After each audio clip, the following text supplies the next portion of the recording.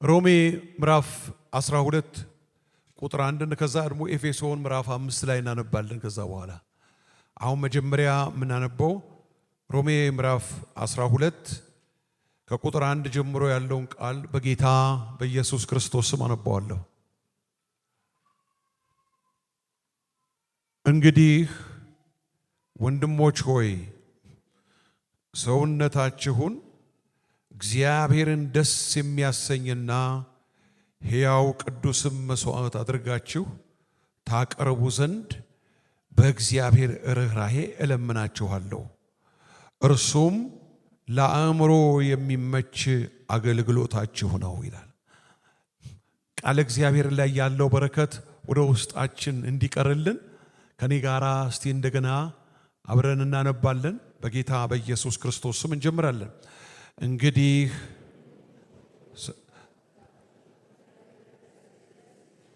ሕያው ቅዱስ መስዋዕት አድርጋችሁ ታቀርቡ ዘንድ በእግዚአብሔር ርኅራኄ እለምናችኋለሁ። እርሱም ለአእምሮ የሚመች አገልግሎታችሁ ነው። ሶስት ነገሮችን ነው የሚናገረው። ሕያው 1፣ ቅዱስ 2፣ መስዋዕት 3። ይሄ ማንም ክርስቲያን በመጀመሪያ በጌታ በኢየሱስ ክርስቶስ አምነን ስንድን ቀጥሎ የሰራዊት ጌታ ቅዱስ እግዚአብሔር የሚጠብቅብን ነገር ራሳችንን ማለት የውስጡ ማንነታችንን ለእግዚአብሔር እንድናቀርብ። አያችሁ፣ ለእግዚአብሔር አንድ የቀረበ ነገር ተመልሶ አይወሰድም። ያነበብነው ሮሜ ምዕራፍ 12 ነው። አሁን ደግሞ ኤፌሶን ምዕራፍ 5 ቁጥር 1 እና 2 እናነባለን እና ያለ ሮሜ ምዕራፍ 5 ቁጥር 1 እና 2 ነው የምናየው።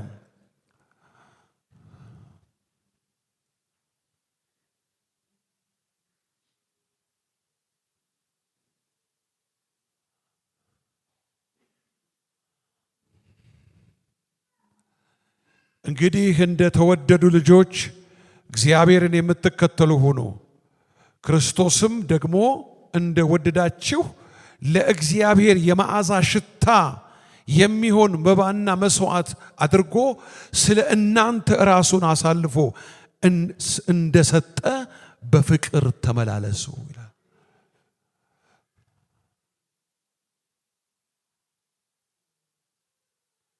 ጥሩ ነው ወገኖቼ፣ ሆይ እናንብበው እንደገና ውስጣችሁ እንዲቀመጥ ስለመፈልግ ነው። እንግዲህ እንደተወደዱ ልጆች እግዚአብሔርን የምትከተሉ ሁኑ። ክርስቶስም ደግሞ እንደወደዳችሁ። ክርስቶስ ሲወደን ያደረገውን ተመልከቱ። ለእግዚአብሔር የመዓዛ ሽታ የሚሆን መባና መስዋዕት አድርጎ ስለ እናንተ ስለ እኛ ራሱን አሳልፎ እንደሰጠ በፍቅር ተመላለሱ። መቼስ ወገኖቼ የእግዚአብሔር ቃል ላይ ያለውን እውነት በልማድ መስማት ራሱን የቻለ መንፈሳዊ በሽታ ነው። በልማድ እንዳንሰማው። አያችሁ ወገኖቼ፣ አስተውሉ። ቃል ውስጥ ያለው ሕይወት፣ ቃል ውስጥ ያለው መንፈስ፣ ቃል ውስጥ ያለው በረከት ሲያገኘን ነው ከእግዚአብሔር ሐሳብ ጋር የምንገናኘው፣ ለበረከት የምንሆነው። በምድር ላይ ያለንን ዘመን ጤናማ በሆነ የክርስትና ሕይወት መጨረስ የሚሆንልን በቃሉ ውስጥ ያለው በረከት ስናገኝ፣ ሲያገኘን፣ ስንገኝለት ወገኖች ሆይ በጣም ደስ ይላል። ኢየሱስ ክርስቶስ እንዴት ራሱን ይሄ መባና መስዋዕት አድርጎ የመዓዛ ሽታ አድርጎ ይላል ለአባቱ። ይሄ ምን ማለት መሰላችሁ ወገኖች ሆይ? በብሉይ ኪዳን የነበሩ ካህናት ሊቀ ካህኑ መባውን መስዋዕቱን ያቀርባል።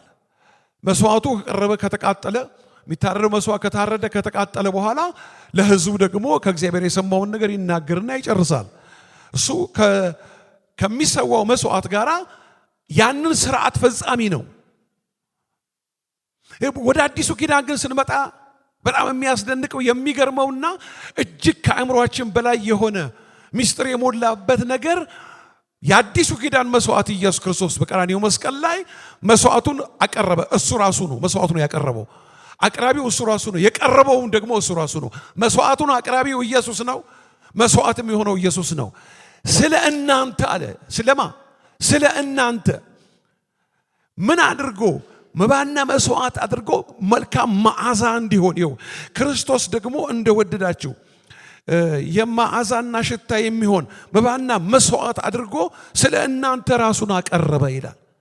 ይሄ ስለ እናንተ ራሱን አቀረበ የሚለው አንድ ጊዜ ለዘለዓለም ራሱን በቀራንዮ መስቀል ላይ መስዋዕት አድርጎ የሰውን ዘር ሁሉ ኃጢአት ተሸክሞ ለእግዚአብሔር ትክክለኛውን የተቀበለውን መስዋዕት አድርጎ ያቀረበውን እሱ በብሉይ ኪዳን በነበረው ሥርዓት አይነት ቃል ሲናገር ምን ይላል? መዓዛ፣ እግዚአብሔር የሚቀበለው ሽታ፣ መልካም ሽታ። ምክንያቱም በብሉይ ኪዳን ላይ ኖህም ከመርከቡ ወጣ፣ ለእግዚአብሔር መስዋዕትን አቀረበ፣ እግዚአብሔርም መልካሙን መስዋዕት አሸተተ ይላል። የሚቀርበውን መስዋዕት እግዚአብሔር ያሸታል፣ ሲቀበል ማለት ነው። እግዚአብሔር ደግሞ በብሉይ ኪዳን ላይ ያለውን ሥርዓት ሲናገር ይውላችሁ የኃጢአት መስዋዕት ይቀርባል። በብሉይ ኪዳን ላይ የኃጢአት መስዋዕት ሲቀርብ ኃጢአቱ ላይ ነው፣ ኃጢአቱ ላይ መስዋዕቱ ይቀመጣል። አሁን በእግዚአብሔር ፊት ኃጢአቱ ተሸፈነ። ኃጢአቱ ለዘላለም መወገድ አይችልም። ነገር ግን እግዚአብሔርን ለማምለክ እና ሥርዓቱን ለመፈጸም እግዚአብሔር ያዘዘው ስለሆነ የብሉይ ኪዳኑ የኮርማዎችና የፍየሎች ደም በረከሱት ላይ የሚረጭ ጊደር አመድ ሲረክስ የጊደር አመድ ደም ያለበት የጊደር አመድ ይረጭበትና ነጽተሃል፣ ተቀድሰሃል ይባላል። ኃጢአቱ ደግሞ ይሸፈንለታል በመስዋዕቱ። ኃጢአትን ለዘላለም ማስወገድ ግን የሚችለው በቀራንዮ መስቀል ላይ የፈሰሰው የጌታችን የመድኃኒታችን የኢየሱስ ክርስቶስ ደም ብቻ ነው። ስለዚህ መባና መስዋዕት አድርገህ ስለ እኛ ራስህን አቀርብህ መልካም መዓዛ ሽታ አድርገህ ይላል። አያችሁ ወገኖች ሆይ ኢየሱስ ክርስቶስ ያደረገልን የከፈለልን በእኛ ፈንታ የሆነልንን ስናስበው ወደ ጠለቀው የእግዚአብሔር ሐሳብና ሚስጥር እግዚአብሔር ካስገባንና ምህረቱን ካደረገልን ወገኖቼ ሆይ ከሰማየ ሰማያት ለመውረድ ከቅድስት ድንግል ማርያም ማህፀን ላይ በመንፈስ ቅዱስ ተጸልሎ ለመወለድ ሥጋ ለብሶ ምድር ላይ ለመመላለስ ሶስት ነገሮች ኢየሱስ ክርስቶስ ማድረግ የነበረበት ግዴታው አለበት። ግዴታው ነው። ምክንያቱም አንደኛው ወደር የሌለውን ክብሩን ማስቀመጥ አለበት። ሁለተኛ ሰማይና ምድርን በደቂቃ በሰኮንድ ውስጥ ዓለማትን ሁሉ ሊያጠፋ የሚችለውን ዓለማትን ደግሞ በሙሉ ሊፈጥር የሚችለውን ያንን ኃይል ማስቀመጥ አለበት። ሶስተኛ በቦታ በጊዜ በሁኔታ ያልተወሰነው ጌታ ሥጋ ለብሶ ውሱን ወደ መሆን ደረጃ ሥጋ በለበሰበት ወራት ላይ ወደዚህ ሶስት ነገሮች መምጣት አለበት። ይህ ግዴታ ነው። አለበለዚያ እንዴት አድርጎ በቀራንዮ መስቀል ላይ ስለኛ ይውላል? እንዴት አድርጎ ይሆናል? ክብሩ ሰማይና ምድርን የሞላ አምላክ ነው። እግዚአብሔር ወልድ ሥጋ ለብሶ እዚህ ምድር ላይ የመጣው ክብሩን ሳያስቀምጠው ኃይሉን ሳያስቀምጠው ቢመጣ እቺ ዓለም አይደለችም። ዩኒቨርሱ በሙሉ ነው የሚቀልጠው፣ አይችልም። ስለዚህ በሥጋ ለባሽ ቋንቋ ቁንጽል ዕውቀት ሊገለጥ የማይችለውን ክብሩን እኛን ለማዳን አስቀምጦታል። በሰው ዕውቀትና አእምሮ የማይደረስበትን ኃይሉን አስቀምጦታል። ያልተወሰነው በታይምና በስፔስ ያልተወሰነው ጌታ ውስን ሆኖ እዚህ ያመጥቷል። ስለዚህ የዳንበት መዳን ሚስጥር ታላቅነት መለኮት ይሄንን የሚያክል መስዋዕትነት አስከፍሎታል። ግን እንድታስተውሉ የምፈልገው አምላክነቱ መለኮትነቱ የመለኮት ክብሩን አስቀመጠው እንጂ መለኮትነት የሚወጣ የሚቀመጥ የሚነሳ አይደለም። በሥጋ ወራት ኢየሱስ ክርስቶስ አምላክ ነው፣ ጌታ ነው። ወደ ምድር ሳይመጣ አምላክ ነው፣ ጌታ ፈጣሪ ነው። ምድር ላይ በነበረበት ሰዓት ጌታ ነው፣ አምላክ ነው፣ ፈጣሪ ነው። ከምድር ላይ ሞትንና ሲኦልን አሸንፎ ወደ ሰማየ ሰማያት ሲገባ ጌታ ነው፣ ፈጣሪ ነው፣ አምላክ ነው። ይሄ ጌታ ፍጹም ሰው ፍጹም አምላክ ሆኖ ነው በምድር ላይ የነበረው። ክብር ይሰጠዋል፣ ክብር ይሰጠዋል። ምን ነካ? አይደለም እንዴ? አይሰጠውም እንዴ? ክብር ይሰጠዋል። ልጄ ልንገራችሁ ወገኖቼ ሆይ ቤተ ክርስቲያን መጣችሁ እሁድ ከ4 ሰዓት እስከ 7 ሰዓት ጭንቅ ብሏችሁ ለመውጣት ለመሮጥ የተዘጋጃችሁ የምትሰሙት የምታመልኩት አምላክ አይደለም ኢየሱስ ክርስቶስ። ሲገባን 24 ሰዓት መንገድ ላይ ሰው እብድ እስከሚል ድረስ እየወደክ የምታመልከው አምላክ ነው። ምክንያቱም ይሄንን የሚያክል ክብር፣ ይሄንን የሚያክል ኃይል፣ ይሄንን የሚያክል ወሱንነት ያልተወሰነው አምላክ ተወስኖ ምድር ላይ መጥቶ ያዳነን ለምንድን ነው ብትሉ በዲን የሚቃጠል ትሉ የማይሞትበት የገሃነመ እሳት እግዚአብሔር ለሰይጣንና ለወደቁት አጋንንቶች ያዘጋጀዋል። ሰው ላልተፈጠረበት የሲኦል መንገደኛ ሲሆን መለኮት ጣልቃ ገብቶ ያዳነን ሚስጥር ገና ለኔም ለናንተም አልገባንም። ቢገባን ኖሮማ የምናመልከው ዝቅ ብድግ ከተንከባለን ነበረ። እችን ደቂቃ እንኳን ከልባችን እናመስግነው።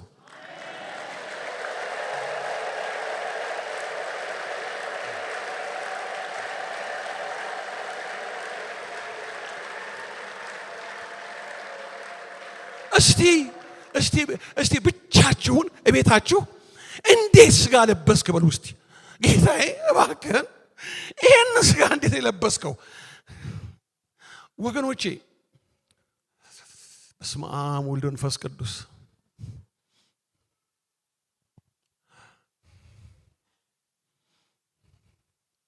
የስነ ከዋክብት ተመራማሪዎች አሁን በመጨረሻ ሰዓት አሁን በመጨረሻ ጊዜ አንድ ስፔስ ቴሌስኮፕ ሰርተዋል። JWS ጄምስ ዌብ ስፔስ ሳተላይት። ወገኖቼ ሆይ ይሄ ሳተላይት እስከዛሬ ለብዙ ዓመት ለ70 ዓመት ከሚያውቁት ውጪ ሌላ ስንማረው በሃይ ስኩል በተለያየ ኤሌመንተሪ ላይ የነበረውን የዓለምን የትምህርት ካሪኩለም እንዲለወጥ ያደረገ ነገር አመጣ። ምንድነው መስላችሁ? ምን አሉ መጨረሻ ላይ መስላችሁ? አንድ ነገር ደመደሙ ሳይንቲስቶቹ፣ ዩኒቨርሱ አይታወቅም። ለምን ካላችሁ መሰለ ወገኖቼ እኛ ያለንባት የኛ ፕላኔት አርዝ መሬት የምትባለው ሚልኪ ዌይ በሚባለው ጋላክሲ ውስጥ ነው ያለችው። በዚህ ጋላክሲ ውስጥ እኛ ያለንባትን ዓለም የሚበልጡና ከሷ ደግሞ የበለጠ ብዙ ስፋትና ትልቅነት ብርሃን ያላቸው በቢሊየን የሚቆጠሩ ብርሃኖች አሉ። ከዋክብቶች፣ ፀሐዮች አሉ። ቢሊየንስ ናቸው አንዱ ጋላክሲ ውስጥ ያሉት። እንግዲህ ጋላክሲዎቹ ራሳቸው ደግሞ ቢሊየን ከሆኑ ይሄ የሰው ጭንቅላት ይችላል? እነኝን በሙሉ የፈጠረና የሚያውቅ የሚያሰማራቸው ከሰማየ ሰማያት ወርዶ ስጋ የለበሰው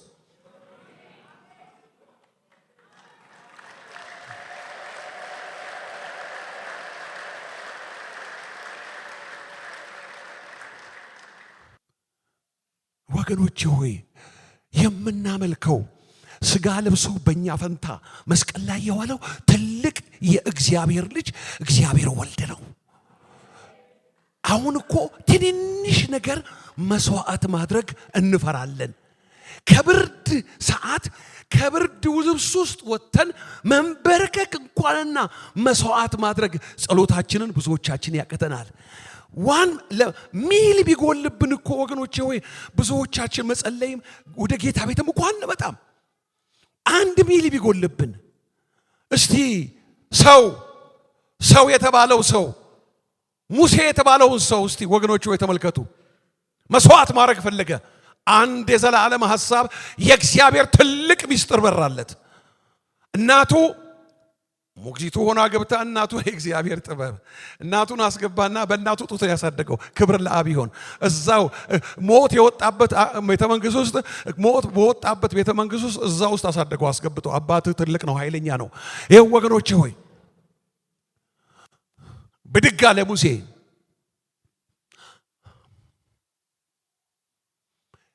ከግብፅ የፈርዖን የልጅ ልጅ መባል ከእግዚአብሔር ሕዝብ ጋር መከራን እቀበል ዘንድ ይሄንን ክብር እሰዋዋለሁ አለ። ከዛስ የሙሴ እጮኛ በመጽሐፍ ቅዱስ ላይ አይደለም፣ በቤተ ክርስቲያን ታሪክ ላይ አለች። በግብፅ አገር ላይ ተወዳዳሪ የሌላት የውበት መደምደሚያ ነች። እንደውም በሷ ቅርጽ የተሰሩ አንዳንድ ቁጥሮ ትዝ ይለኛል ከ40 ዓመት ምናምን በፊት በሷ ይሄ ሀብል ላይ ብዙ ሴቶች ያንጠለጥሉት ነበር እዚህ ጋር እና ወገኖቼ የዛች የሙሴ እጮኛ ምስል አይነት ነገር ነው የሚያንጠለጥሉት የነበረው እና ያችን ውበት መደምደሚያዋን ወደ ጎን አደረገ ወገኖቼ ሆይ። ከዛስ አልጋ ወራሽነቱን ሰዋው። ከዛስ ከእግዚአብሔር ሕዝብ ጋር መከራን ሊቀበል ምድረ በዳም መርጦ ሲወጣ አንዳንድ ሰዎች ሙሴን እኮ አፍላፊ ያነጋግረዋል። እኔ ለምን አያናግረኝም? አንተ እኮ ክብርና እንዲህ አይነት አልጋ ወራሽነት እኮ አይደለም፣ ትንሽ ነገር እኮ መስዋዕት አድርገህ መተው ያቃተ ሰው ነህ። ስለዚህ አፍህን ዝጋ ወንድሜ። ትንሽ ነገር የሚያቅትህ ትልቅ ነገር አትጠይቅ። እሱ እኮ እንዲህ አለለት እግዚአብሔር ሲመሰክርለት። ከመካከላችሁ ነብይ ካለ እኔ እግዚአብሔር በህልም ወይም በራእይ እናገረዋለሁ፣ ከባሪያዬ ከሙሴ ጋር ግን እንዲህ አይደለም። ሰው ከባልንጀራው ጋር እንደሚያወራ አፍ ለአፍ አወራዋለሁ። ከምን በኋላ? ከመስዋዕት በኋላ። ከመስዋዕት በኋላ ወገኖቼ ሆይ ጸሎት አለ። ባለፈው ሳምንት ተነጋግረናል ይመስለኛል። መስዋዕታዊ ጸሎት ደግሞ አለ። መስዋዕታዊ ጸሎት ማጸለየ ዳንኤል የሚባለው በምርኮ ምድር ላይ ያለው የእግዚአብሔር ባሪያ ብድግ አለና የእግዚአብሔርን ቃል ገለጠና አየ። መጽሐፍ ቅዱስን ቃል እግዚአብሔርን ስንመለከት እግዚአብሔር ያብራላችሁ። አሜን ወገኖቼ ሆይ እግዚአብሔር ያብራል። ልጄ እግዚአብሔር ያብራላችሁ። እኔ ዳንኤል የኢየሩሳሌም መፍረስ የሚፈጸምበት 70ውን ዓመት በነቢዩ በኤርምያስ የተነገረውን የዓመቱን ቁጥር በመጽሐፍ አስተዋልኩ። አቤት! እስቲ እግዚአብሔር ማስተዋልን ይስጠን ወገኖች ሆይ። አዎ ከምድር ሁሉ የጠፋው ማስተዋል ነው። ማስተዋልን ይስጠን። እኔም ዳንኤል 70 ዓመት በምርኮ በእስራኤል በባቢሎን የሚቆዩበትን ነው የሚናገረው እንደተፈጸመ 70 ዓመት እንደሞላ በእግዚአብሔር ቃል ላይ አየው፣ ተገነዘብኩ፣ አወቅኩ፣ ተረዳሁ። ስለዚህ ምን አደረግኩኝ? ተነሳው ማቅ ለብሼ በአመድ ላይ ሆኜ እጾም እጸልይ ዘንድ ፊቴን ወደ ጌታ ወደ አምላክ አቀናው። ተናዝዤም እንዲህ አልኩ፣ ከሚወድሁና ትእዛዝህን ከሚጠብቁ ጋር ቃል ኪዳንና ምሕረትን የምታደርግ ታላቅና የምታስፈራ እግዚአብሔር ሆይ ብሎ ሲወድቅ መልስ ከሰማይ ወጣ። ለምን ዘገየ? የፋርስ መንግስት አለቃ በአየር ላይ አለሚካኤል ሲናገር ተቋቋመኝ። በጸሎትህ የመጀመሪያው ቀን ነው ትእዛዝ የወጣው። ነገር ግን አላሳልፍ አለኝ። የፋርስ የዛ የፐርሺያ አየር አለቃ መንፈስ አላሳልፍ አለኝ። ከዋነኞቹ መላእክት አንዱ ገብርኤል ሊረዳኝ መጣ። እኔም መልእክቱን ይዤ ወደ አንተ መጣው። ትእዛዝ መቼ ወጣ? መስዋዕታዊ ጸሎት ለሚጸልዩ ራሳቸውን ሕያው ቅዱስ መስዋዕት አድርገው ለሚያቀርቡ ዛሬም ትእዛዝ ከሰማይ የሚወጣ የልዑል እግዚአብሔር የምህረት እጅ ለዘላለም ከኛ ጋር ይሁን። አሜን ወገኖቼ ሆይ ይሄ መስዋዕታዊ ጸሎት ለማ ለኔሽን ለእስራኤል ሕዝብ የእስራኤል ሽማግሎች እኮ አሉ። በባቢሎን ምድር ላይ ሽማግሎች አሉ። ካህናት የነበሩ አሉ። ቃሉን የሚያውቁ አሉ። ግን በማስተዋል ብርሃን ዘመኑን ያየ አንድ ሰው ነው። አንድ ሰው አይኑ የበራ አንድ ሰው የሚያይ አንድ ሰው የዘላለሙን ማየት የሚችል መንፈሳዊ አይን ዘላለሙን አይቶ ተረርቶ ለትውልዱ ማሳወቅ የሚችል ወገኖቼ ሆይ መስዋዕታዊ የሆነ ህይወት አያችሁ። እንደ እግዚአብሔር ማን አለ? መተኪያ የሌለውን አንድ ልጁን መስዋዕት እንዲሆን አሳልፎ ሰጠን። ከዚህ በላይ የእግዚአብሔር መልካምነት፣ ከዚህ በላይ የእግዚአብሔር ርህራሄ፣ ከዚህ በላይ የእግዚአብሔር ደግነት እንዴት ይገለጣል? አንድ ልጁን ሰጠ። ወገኖቼ ሆይ ምሳሌ ሊሆነው የፈለገ ደግሞ አንድ ሰው አለ ብሉይ ኪዳን ላይ።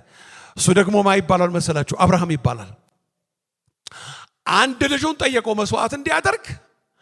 አንድ ልጁን ለመሰዋት ተነሳ። በቃኝ ያለው እግዚአብሔር መልአኩን ልኮ ሊሰዋ ሲል በዕፀ ሳቤቅ ቀንዱ የተያዘ በግ አሳየው። ወዲያው ድምፅ ከሰማይ መጣ። አብርሃም በራሴ ማልኩ። ለምን ይምላል እግዚአብሔር? እባክህን ልጄ ለምን ይምላል? የፍቅሩ ብዛት፣ የርህራሄው ብዛት እግዚአብሔር መማል ያስፈልገዋል እንዴ? በራሴ ማልኩ አንድ ልጅህን አልከለከልክምና። ከዛ በኋላ 3 ታላላቅ ነገሮች ከዛ መስዋዕት በኋላ ወጡ። አንደኛ በእውነት እባርካለሁ። አቤት የአብርሃም አምላክ እግዚአብሔር እባርካለሁ። አይበቃም? ታነባላችሁ ቦታው ዘፍጥረት ምዕራፍ 22 ላይ ታነባላችሁ፣ ታገኛላችሁ። የቅድሙን ዳንኤልን ደግሞ ከፈለጋችሁ ትንቢተ ዳንኤል ምዕራፍ 9 ላይ ታገኛላችሁ። ወገኖቼ ሆይ ምን አለው? እንዲህ አለው በእውነት። አቤት እኔ እግዚአብሔር አንዳንድ ነገር የሚናገራቸው ነው። እስቲ ወጣ ያለ እንዴ አስገራሚ ነገር፣ አስደናቂ ቃል አንዳንድ ሰዎች ይወጣ። ለሰው እኮ ነው ወገኖቼ የሚወጣው። በእውነት ካለ በኋላ እባርካለሁ። ቆይ እባርካለሁ አይበቃም እንዴ? የመባረኩን እርግጠኝነትና የተቀበለውን የልቡን የመስዋዕት ማቅረብ እግዚአብሔር ምን ያህል እንደተደሰተበት ተመልከቱ ወገኖቼ። ወይ እንደዚህ አለ አብርሃም በእውነት አለው መባረክን እባርካለሁ፣ ዘርህንም እንደ ሰማይ ከዋክብት እንደ ምድር አሸዋ አበዛዋለሁ። ሁለተኛ፣ ሶስተኛ ዘርህ የጠላቶቹን ደጅ ይወርሳል። ማለት ሊቋቋምህ አብርሃም ለመውረስ እግዚአብሔር የሰጠውን ለመውረስ ሲነሳና መሄድ ሲጀምር አብርሃም ሳይነሳ የሰማይ ሰራዊት ይነሳል። ጌታ ሆይ ለምንድን ነው ይሄ የማይሆነው?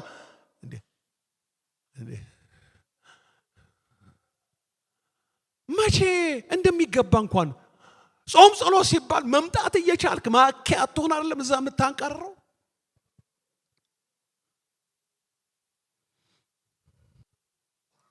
መስዋዕታዊ ህይወት ከሌለን የከበረውን ነገር ከእግዚአብሔር መቀበል አንችልም። እንዴት?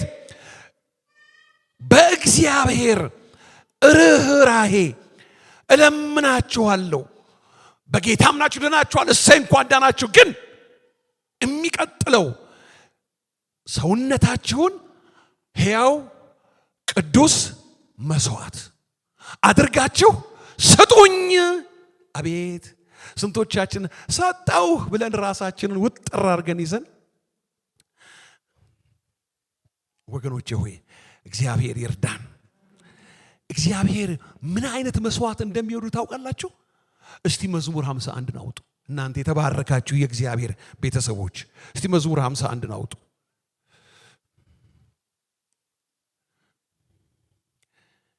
ከቁጥር 9 ጀምሮ ላንብበው። ከላይ ጀምሮ ሐሳቡ ጥሩ ነው፣ ግን 9 ጀምሮ አንባለሁ።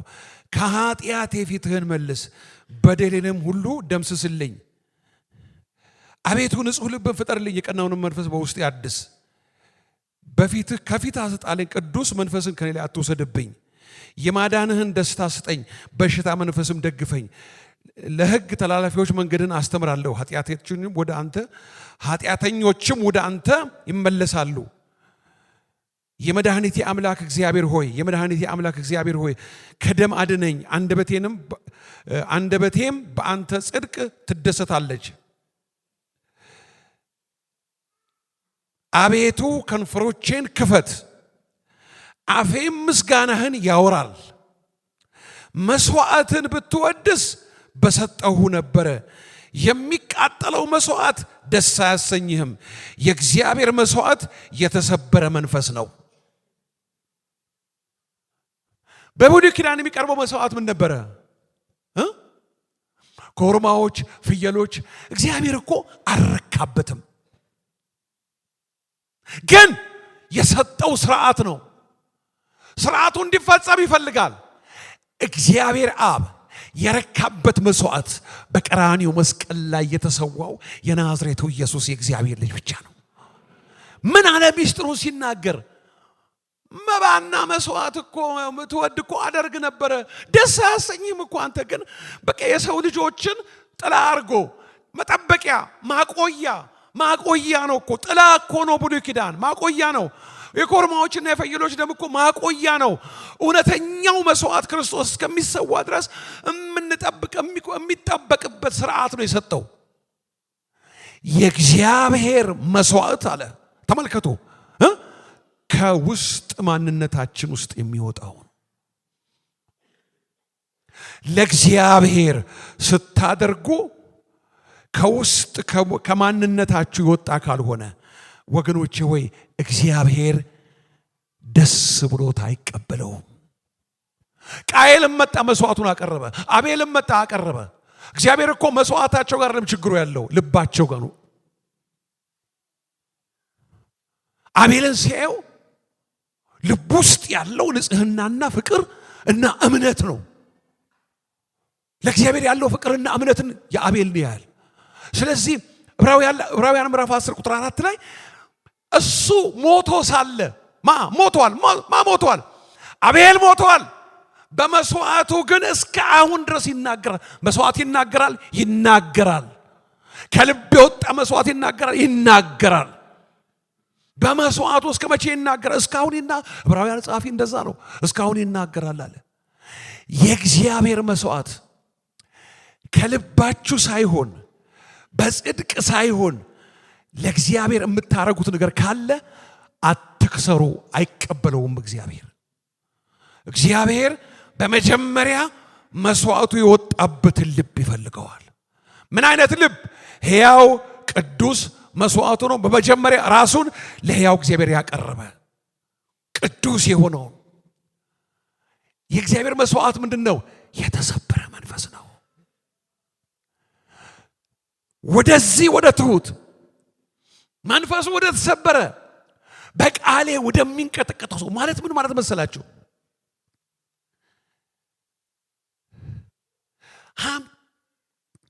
50 ዓመት ወደ አገለገለ 60 ዓመት ወደ አገለገለ እኮ አይልም። 50 ዓመት ማገልገል የት ተገኝቶ? መታደል አይደለም እንዴ? 60 ዓመት ማገልገል እድሜው እስከ የት ተገኝቶ? ግን ወደ እሱ መለከታለሁ እኮ አይልም እግዚአብሔር። የሞቀ ብር ወደሚሰጠው እኮ መለከታለሁ አይልም። ወደዚህ ወደ ትሁት መንፈሱ ወደ ተሰበረ ቃሌ ወደሚያንቀጠቅጠው ለቃሌ ዝቅ ብሎ የተገዛ ሰው ማለት ነው። ለእግዚአብሔር ተገዙ፣ ዲያብሎስን ተቃወሙ። ብዙዎቻችን ዲያብሎስን እንቃወማለን፣ ንቅንቅ አይልም። ለምን? ለእግዚአብሔር አልተገዛንም። መጀመሪያ በትህትና አልተገዛንም፣ ዝቅ ብለን አልተገዛንም ለእግዚአብሔር። ወገኖቼ ሆይ አንድ ቃል አብረን እናነብና ከዛ በኋላ ወገኖቼ ሆይ እንጸልያለን ጌታ እንድረዳ። በእግዚአብሔር ፍቅር ውስጥ መኖር የምትፈልጉት እጃችሁን አሳዩ። በእግዚአብሔር ፍቅር ውስጥ የሚያኖረን ከልባችን የምናደርገው ሕያው ቅዱስ መስዋዕት አድርገን የምናቀርበው ማንነታችን እግዚአብሔር ከተቀበለውና ካየው ወገኖቼ ሆይ በእውነት ጌታን መከተል ትፈልጋላችሁ? ማንም ደቀ መዝሙሬ መሆን የሚፈልግ ቢኖር ራሱን ይካድ፣ መስቀሉን ተሸክሞ ዕለት ዕለት ይከተለኝ ነው የሚለው። ምን ማለት ነው? ክርስትና መስዋዕታዊ ሕይወት ይፈልጋል።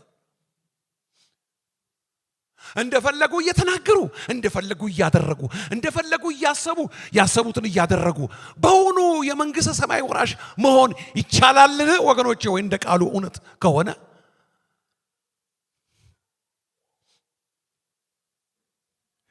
ስለ ስሜ ሲሰድቧችሁ፣ ሲነቅፏችሁ፣ ስማችሁንም በውሸት ሲያጠፉባችሁ ብፁዓን ናችሁ።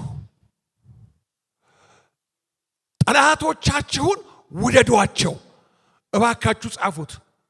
ሉቃስ ምዕራፍ 6 ቁጥር 17 18 ላይ ታገኛላችሁ። ይሄንን ሲነቅፏችሁ፣ ሲተቿችሁ፣ ያለ ስም ሲሰጧችሁ፣ ያላደረጋችሁት አደረጋችሁ ሲሏችሁ የዛን ጊዜ እንደዚህ አድርጉ፣ ጸልዩላቸው። እስቲ እንደው በጌታ ስለ ኢየሱስ ነው መለመናችሁ።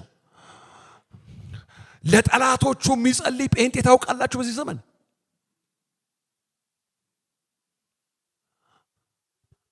ተጠራጠራችሁ እንዴ? ሉቃስ ምዕራፍ 6 አውጡ ቁጥር 22 ላይ ሰዎች ስለ ሰው ልጅ ማለት ስለ ኢየሱስ ሲጠሏችሁ፣ ሲለዩአችሁ፣ ሲነቅፏችሁ፣ ስማችሁንም እንደ ክፉ ሲያወጡ ብፁዓን ናችሁ፣ እነሆ ዋጋችሁ በሰማይ ታላቅ ነውና። ወገኖቼ ሆይ ይሄ ወንጌል ይባላል። ወንጌል ነው።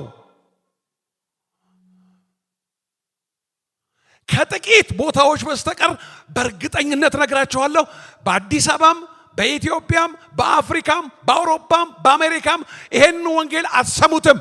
በመንፈስ የማየውን ነገር ነው የምነግራችሁ። የምረዳውን ነገር ነው የምነግራችሁ። ከጥቂት ቦታ በስተቀር አይነገርም እንዲህ አይነት ወንጌል። እንዲህ የሚለው ወንጌል ስለ ሰዎች፣ ስለ ሰው ልጅ፣ የሰው ልጅ የሚለው ራሱን ነው ኢየሱስ ክርስቶስ። ሲጠሏችሁ፣ ሲለዩአችሁ፣ ከቤተሰብ ማህበር፣ ከቤት ከጓደኛ ሲለዩአችሁ፣ ሲነቅፏችሁ፣ ስማችሁን እንደ ክፉ ሲያወጡ ብፁዓን ናችሁ፣ ብፁዓን ናችሁ።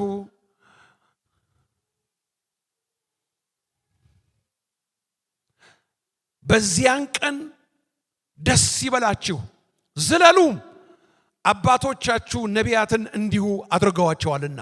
ቁጥር 27ን ተመልከቱ። ነገር ግን ለእናንተ ለምትሰሙ ነው። ድሮ ለማይሰማ እግዚአብሔር እንዴት ይናገራል?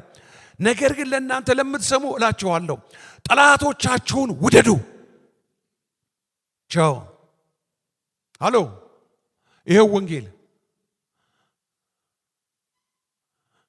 እቺ የጠመደችሽን መስሪያ ቤት፣ ይሄ የጠመድህን ሰፈር ላይ ሚገላምጥህን ኤቤንጤ መጣ የሚልህን ትወደዋለህ? ትወጀዋለሽ? ቁጭ አርጓት። ወንጌል ይሄ ነው ወገኖች ሆይ። ጠላትህን ውደደው። አቅም አለህ። ይኸው ውስጣችን መስዋዕታዊ የሆነ የክርስትና ህይወት ተከታይ ክርስቶስን ካልሆንን በስተቀር የሚጠሉንን እንዴት አድርገን ነው የምንወደው? ማን ነው እዚህ ውስጥ ጠላቱን የተነቀለ ይሁን ብሎ ያላለ?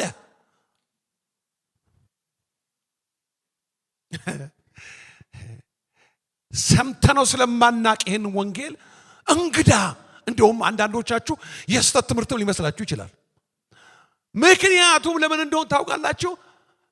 ጠላትህን ሳይሆን ወዳጁን ይነቀል የሚል ትውልድ እኮ ነው እየዘመረ እየሰበከ እያገለገለ እያስተማረ ከፊቴ ላይ አንሳለኝ፣ ይሄንን አንሳለኝ እችን የሚል እኮ ነው።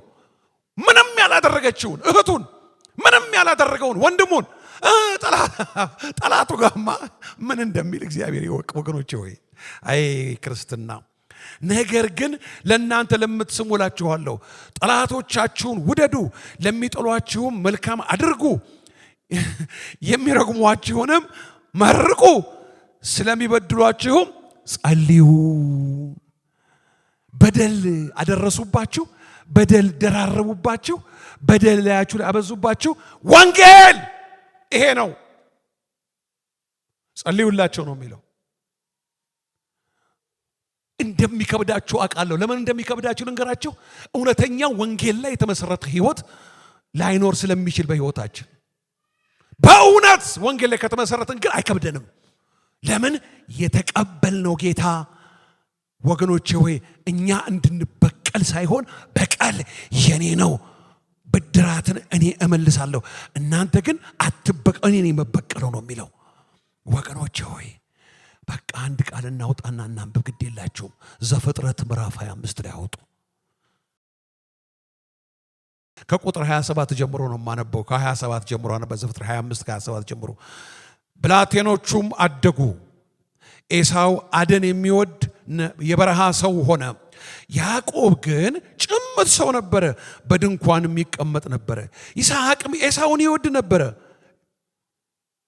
ካደነው ይበላ ነበርና። ርብቃ ግን ያዕቆብን ትወድ ነበረ። ያዕቆብም ወጥ ሰራ፣ ኤሳው ደክሞ ከበረሃ ገባ።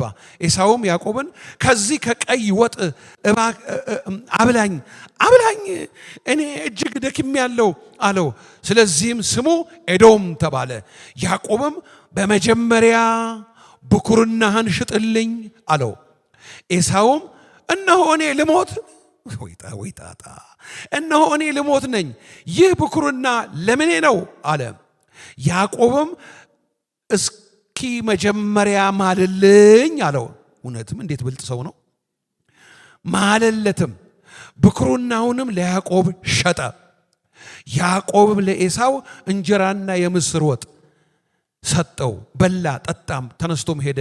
እንዲሁም ኤሳው ብኩርናውን አቃለለ ይላል። አባትየው ይስሐቅ ለምንድን ነው ኤሳውን የሚወድ ወልድ ካሰባችሁ፣ ሁል ጊዜ ዝልዝል ጥብስ ያበላዋል። አንድ ቀን ከአደን ወጥቶ ቢፈልግ ያጣል።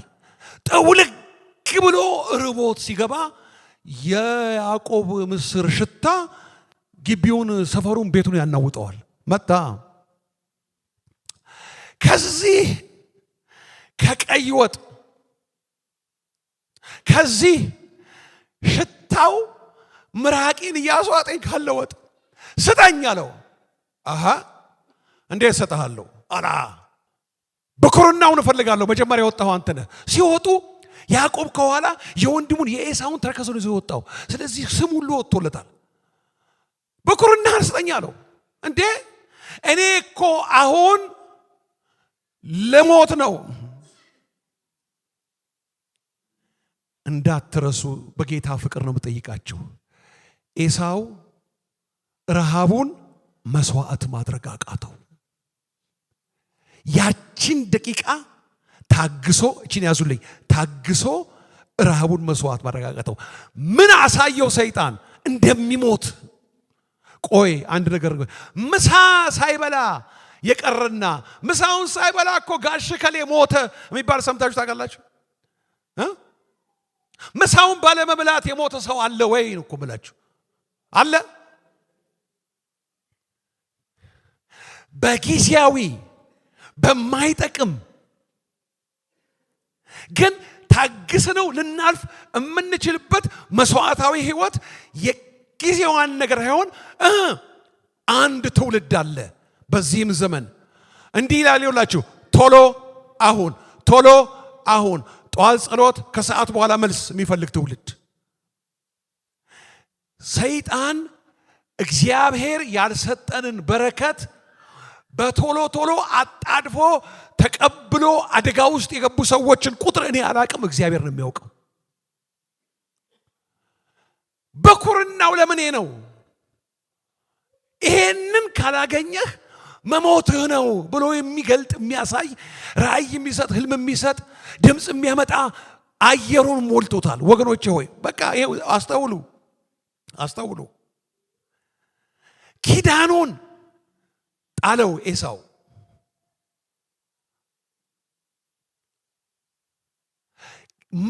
የብኩርና ክብሩን ጣለው። ትልቁን በእስራኤል ብኩርና ማለት በጣም ትልቅ ስፍራ የሚሰጠው ነው ብኩርና። እሱን ጣለው። በምን ጣለው? በትንሽ ነገርን መስዋዕት አድርጎ ባለመተው። እንግዲህ ቀና በሉ። ብዙ ነገር አይደለም ወገኖቼ፣ አስተውሉና ስሙኝ። ለእያንዳንዳችን ሰይጣን ያዘጋጀው ምስር ወጥ አለ።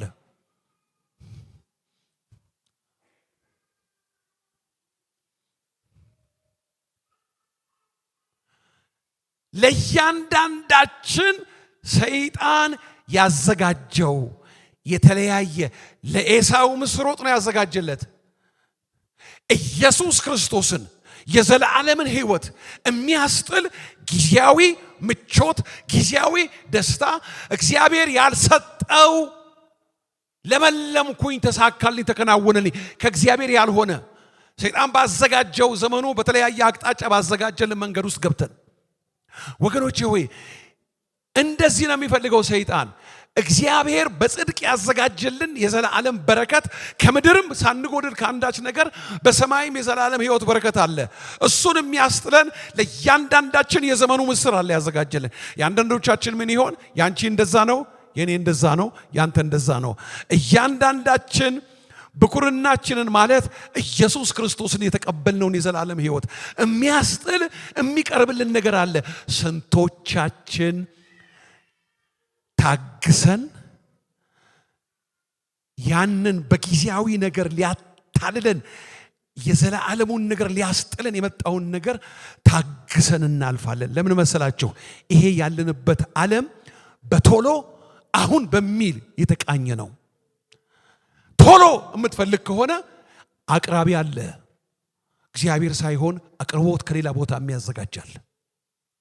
ብዙዎች እሱን ተቀብለዋል። የዘላለሙን ነገር ምን ነው? ብኩርና ለሞት ነው። ምን አለው? መሞትህ ነው፣ አለቀልህ እኮ ይለዋል። ምን አለ ሲናገር መጽሐፍ ቅዱስ? ብኩርናውን አቃልላት። ለምን? ያችን ረሃብ መስዋዕት አድርጎ ማለፍ አቃተው። ብዙዎቻችን የተቀበልነው የዘላለም ሕይወት እንደ ቀላል ነገር አይተን በጥቃቅን ነገር ያንን የከበረውን ነገር ታግሰን ማለፍ አቅቶን እግዚአብሔር ሆይ ካረዳህን እያልን በአንተ እርዳታ ሰበብ ምኞታችንን የምንነካካ እባክህን እርዳን ጌታዬ እግዚአብሔር። ምን ይሆን ያንቺ ምስር? ምን ይሆን ወንድሜ ያንተ ምስር? ምን ይሆን የኔ ምስር? ምን ይሆን የኔ ምስር ወጥ?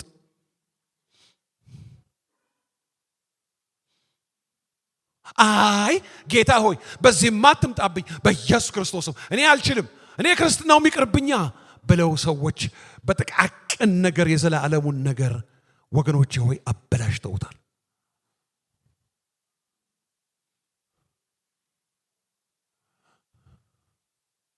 ብኩርናን የሚያሸጥ ዘመን እንደሆነ በማገለግላችሁ በእናንተና በአምላኬ ፊት ዘመኑን አያለው። ብኩርናን የሚያሸጥ ኢየሱስን በጊዜያዊ ጥቅምና ምቾት የሚያስለውጥ ዘመን ነው። ክህደት ቀስ ብለው እንደላሽ ብዙዎችን እየለበላ ያለበት ዘመን ነው። ወገኖቼ ሆይ ሕይወት ይሻለናል። ጸልያለን።